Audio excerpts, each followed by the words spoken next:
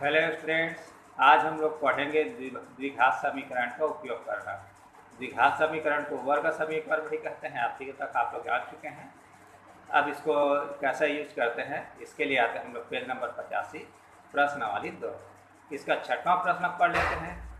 एक समकोण त्रिभुज का क्षेत्रफल 165 वर्ग मीटर है। यदि समकोण त्रिभुज के शीर्ष लंब की लंबाई उसके आधार भुजा से 60 मीटर अधिक हो तो शीर्ष लंब की लंबाई ज्ञात कीजिए। तो इसके लिए हम लोग आधार की भुजा को x मीटर मान लेते हैं। तो जब आधार को x माने हैं तो प्रश्न में लिखा है शीर्ष लंब आधार से 7 अधिक है, तो शीर्ष लंब की लंबाई कितना हो जाएगी 100 + 7 मीटर। अब आप लोग को यह सूत्र मालूम है, त्रिभुज का क्षेत्रफल बराबर होता है 1/2 गुणित आधार गुणित शीर्ष लंब, इसी को ऊंचाई भी कहते हैं। तो त्रिभुज का क्षेत्रफल हो जाएगा 1/2 गुणित 100 गुणित 100 + 7 वर्ग मीटर।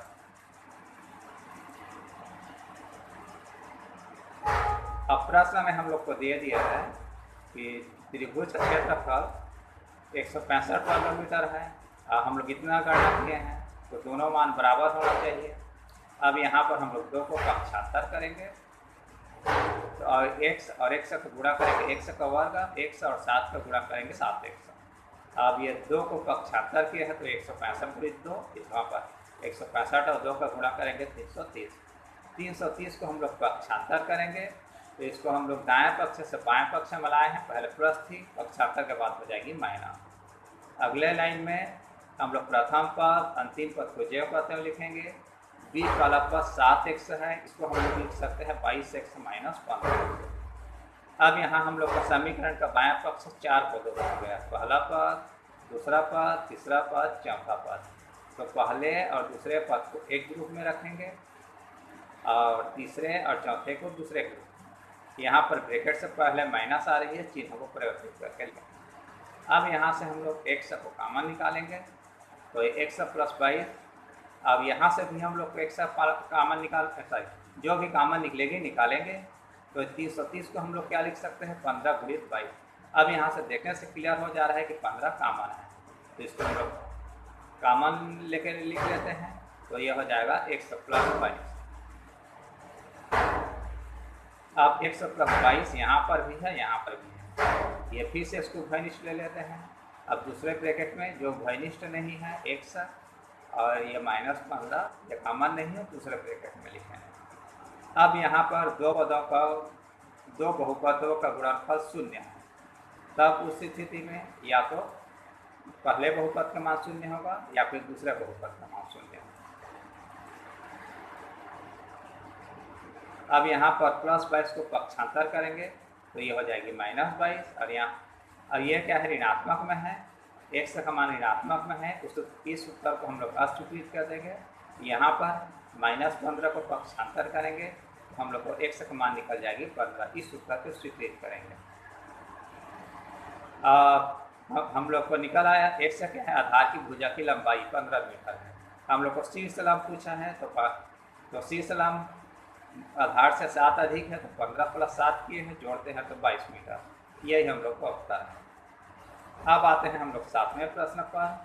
आपकी स्क्रीन पर दिखाई दे रही है, लिखा है खेतों की आयताकार क्यारी का परिमाप 76 मीटर तथा क्षेत्रफल 357 वर्ग मीटर है। केवल यहाँ पर 357 मीटर है। 357 वर्ग मीटर है। क्यारी की लंबाई और चौड़ाई ज्ञात कीजिए। तो यहाँ पर क्यारी की लंबाई को x मानेंगे, चौड़ाई को y मानेंगे। आयत का परिमाप होता है 2 गुणित लंबाई धन चौड़ाई। तो हम लोग लंबाई को x माने, चौड़ाई का y, तो हम लोग का परिमाप 2x + y ये हो गई। अब प्रश्न में दिया है आयत का परिमाप दे दिया है या क्यारी का परिमाप 76 मीटर, तो ये 2x + y 76 हो जाएगी।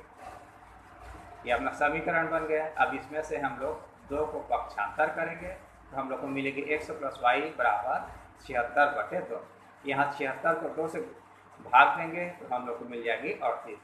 x + y = 38, इसको समीकरण नंबर 1 मानेंगे। अब उसके बाद ये क्षेत्रफल भी दिया है, हम लोग क्षेत्रफल की गणना कर लेते हैं। आयत का क्षेत्रफल होता है लंबाई की चौड़ाई। लंबाई x माने हैं, चौड़ाई y माने हैं। अब प्रश्न में आयत का क्षेत्रफल या क्यारी का क्षेत्रफल 357 वर्ग मीटर है, तो ये दोनों मान बराबर होने चाहिए।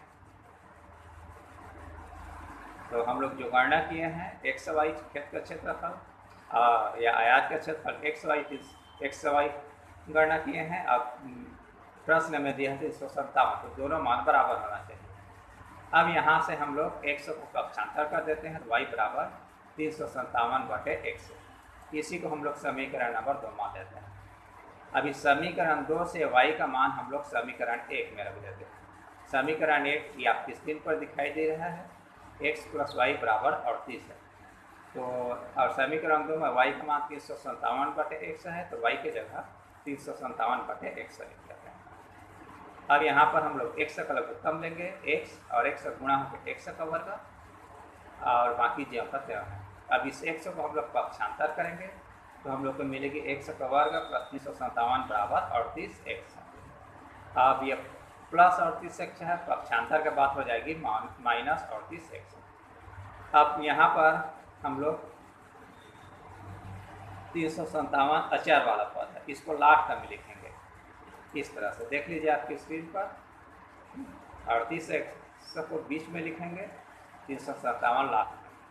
अब अगले लाइन में प्रथम पद और अंतिम पद को ज्यों का त्यों लिखेंगे। 38 को हम लोग 2 भागों में बांट देते हैं। कितना में बटेगी? 17x और 21x, माइनस दोनों, माइनस 17x और माइनस 21x। अगर आप लोग को यहाँ पर बीच को बांटते नहीं बन पा रहा है, तो आप लोग रफ वर्क करके देख लीजिए। बीच को बांटने के लिए कैसे रफ वर्क करते हैं पिछले वीडियो में मैं बता चुका हूँ। अगर भूल गए होंगे तो उस लिंक पर जाकर एक बार वीडियो को और देख लीजिएगा, समझ आ जाएगा। अब यहाँ पर समीकरण का बाएं पक्ष में चार पद है। पहला पद, दूसरा पद, तीसरा पद, चौथा पद। तो पहले पद और दूसरे पद का एक ग्रुप बनाएंगे, अब तीसरे पद चौथे पद का दूसरा ग्रुप बनाते हैं। यहाँ पर ब्रैकेट से पहले माइनस आ रही है, अंदर के चिन्ह को परिवर्तित करके लिखेंगे।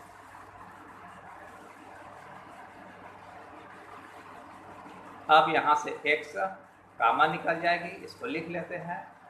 तो कॉमन निकालने के बाद हो जाएगी x × x - 17।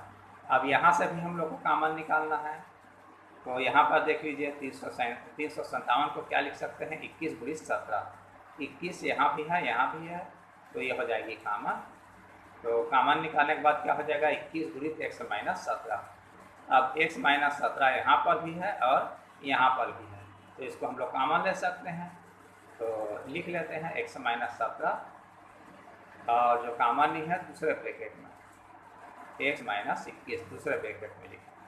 अब यहाँ पर 2 बहुपदों का गुणनफल 0 है, तब या तो पहले बहुपद का मान 0 होगा या फिर दूसरे बहुपद का मान 0 होगा। अब यहाँ से -17 को पक्षांतर करेंगे तो +17, और यहाँ पर -21 को पक्षांतर करेंगे तो +21 होगा। अब x के 2 मान प्राप्त हुआ है। x के मान को हम लोग समीकरण 1 में 2 मान है, तो इसमें से समीकरण 1 में x बराबर 17 रख के देखते हैं। समीकरण 1 क्या है? x + y बराबर 38। यहाँ पर x के स्थान पर 17 लिख देते हैं। अब 17 को पक्षांतर करेंगे तो y बराबर 38 - 17, इसको घटाते हैं तो 21 मिला। अब दूसरा x का दूसरा मान था 21, इसको भी हम लोग समीकरण नंबर 1 में रख कर देखते हैं। तो समीकरण नंबर 1 है x + y बराबर 38। तो यहाँ पर x का मान रखेंगे, x का मान है 21, तो यहाँ x के स्थान पर 21 लिख दिए। अब 21 को पक्षांतर करेंगे तो y बराबर 38 - 21, इसको घटा कर देखते हैं तो मिलेगी 17। तो इस तरह से हम लोग को क्यारी की लंबाई 21 मीटर मिला और क्यारी की चौड़ाई 17 मीटर मिला। तो इस तरह से हम लोग किसी भी गणितीय समस्या को वर्ग समीकरण में परिवर्तित करके उसका हल निकाल सकते हैं। आज के वीडियो में बस इतना ही। धन्यवाद।